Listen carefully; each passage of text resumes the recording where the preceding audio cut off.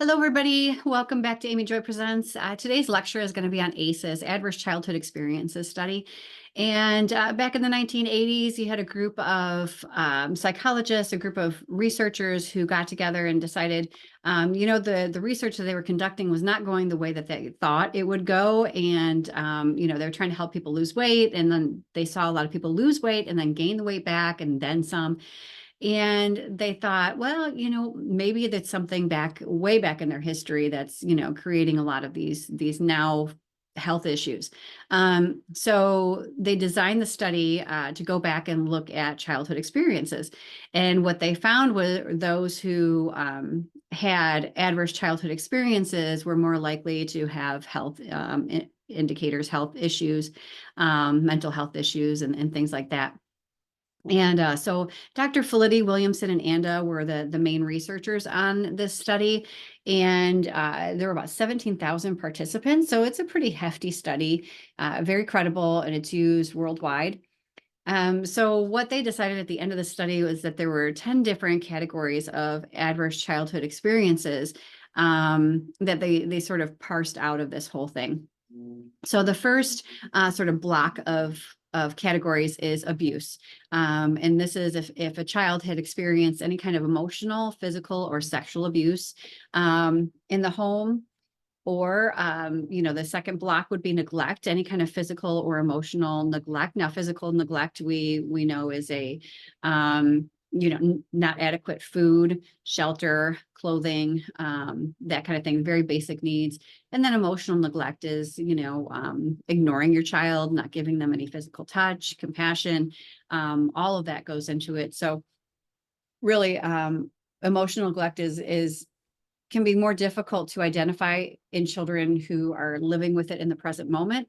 Oftentimes, adults will recognize emotional neglect when they're adults. So after they've grown up and they look back and they're like, oh, okay, that was neglect, right? So being ignored and sort of forgotten about is absolutely emotional neglect.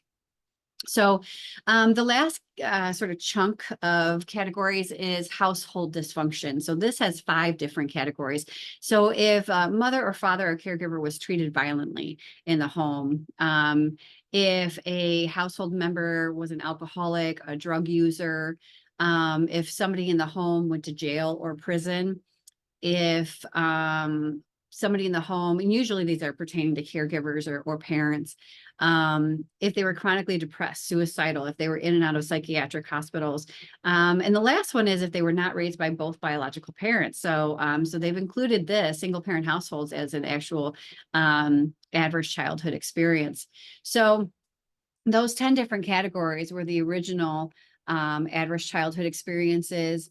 And in, I think it was 2017, there was an expanded study out of Philadelphia that looked at external or societal adverse childhood experiences. So they added on to the ACEs, and they included poverty. They included bullying and racism. They included having experience being in the foster care system and community violence. So, even if you didn't, fit into those first 10 categories, if you grew up in a very impoverished neighborhood and there was a lot of community violence, that adds on to your adverse childhood experiences.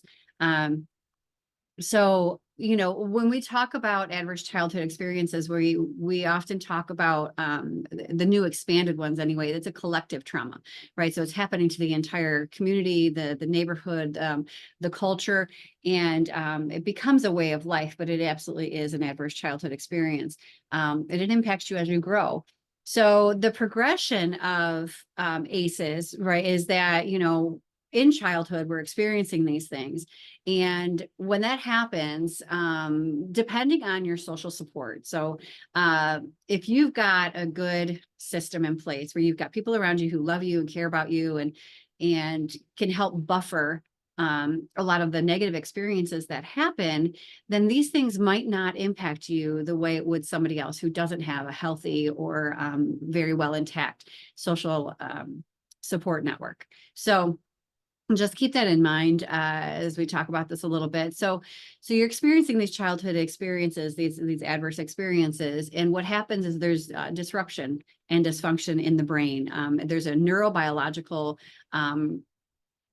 impact in the brain. So the next couple of videos, we're actually going to talk about trauma in the brain and what that looks like. And, we can kind of repair these a little bit, not necessarily repair, but we can make new connections and, wiring and all of those things. So, but in childhood, when trauma is happening, when adverse things are happening, the brain uses a lot of mechanisms. It uses a lot of energy to simply survive.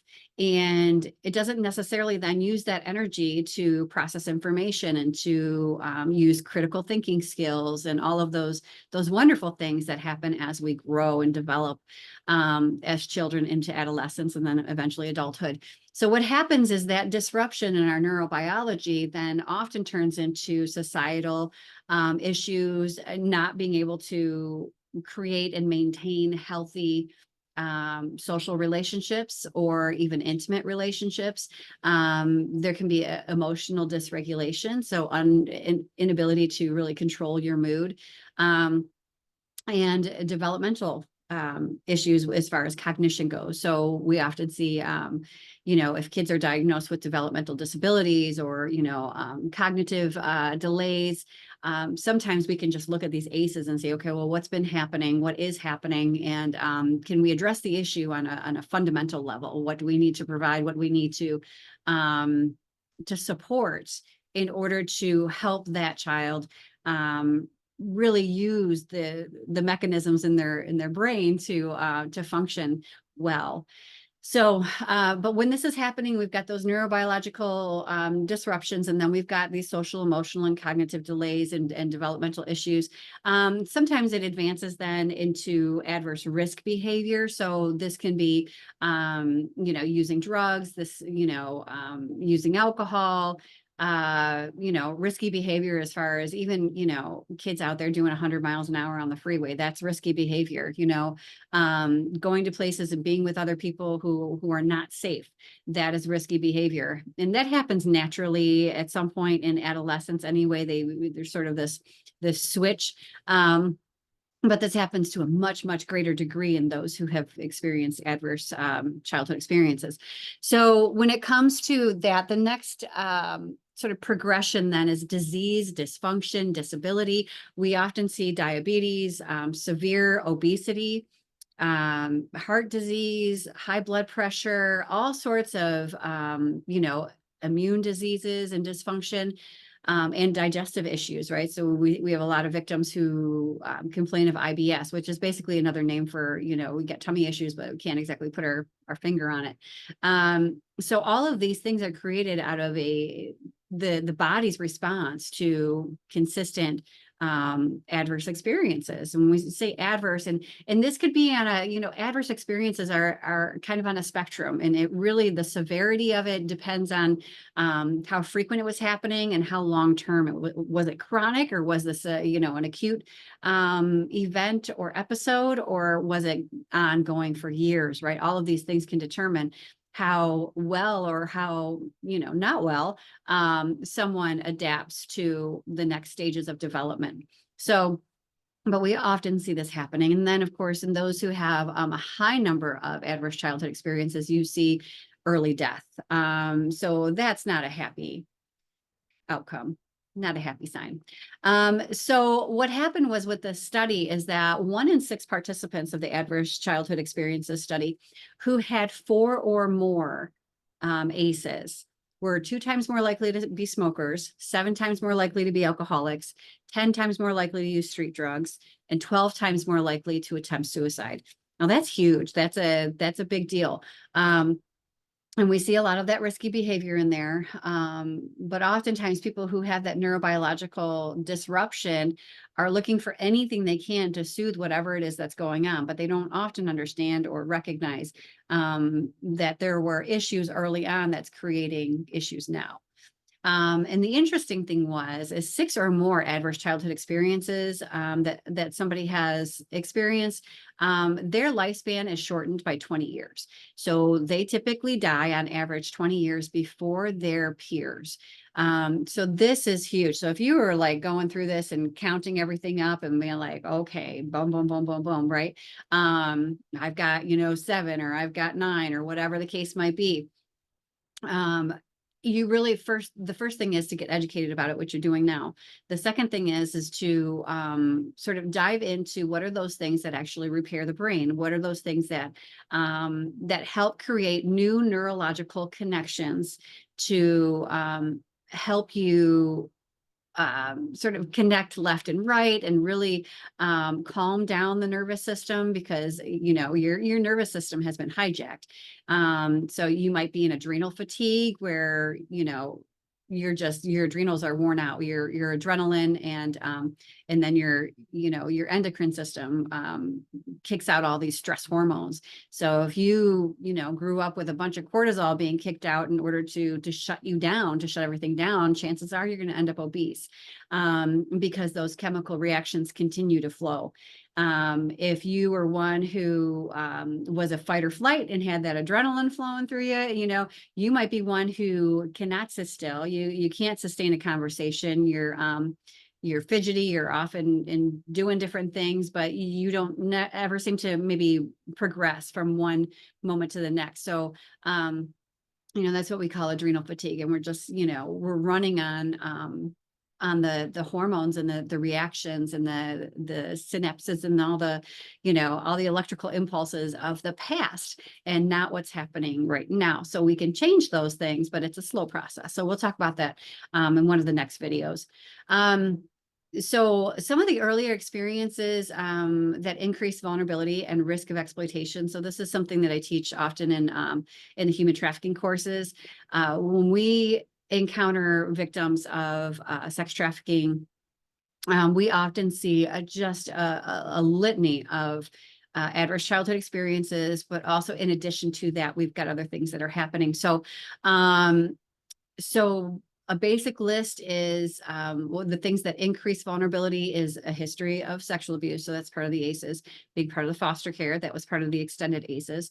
Experiencing homelessness, being involved in substance use, being part of the LGBTQ plus community, a lack of social safety net, poverty, discrimination, and whatever level, whether that's religious, racial, gender, you name it, and immigration status. So I know we've got a huge immigration issue going on right now.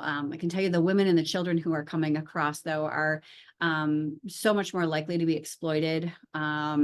Not just they were exploited to get here, but once they get here, they're much more likely to be exploited by the people who already live here. So so that's not a happy thought, but at least this gives you a sort of a vague understanding or a broad understanding of what adverse childhood experiences is, in the implications that it causes. So if you're one of those who checked off the adverse childhood experiences, stay tuned. There's going to be some more videos on trauma and the brain. And then we're going to talk about wellness. What does wellness mean? What are the things that we can do to start creating new connections and make our lives really the way that we would like it to be? So with that being said, I hope you have a wonderful day. Please like and subscribe. I know we're kind of brand new with this, so there's not many folk out there just yet, but like and subscribe, and you'll get those notifications if you hit the little notification bell. So when the next videos come out, you'll be able to get that. I hope you have a great day. Bye-bye. Okay, one more thing. So if you want to know more about the human trafficking thing and the ACEs, those are all in my book, Human Trafficking 101, Story, Stats, and Solution. I'll leave a link in the description box. Also a link to my other books, Write Your Story, A Guided Journal for Healing Trauma, and Him, Me, and V, my autobiography from 0 to 13. So that is all I have to say now. Now I'm going to go. Now it's time. Okay.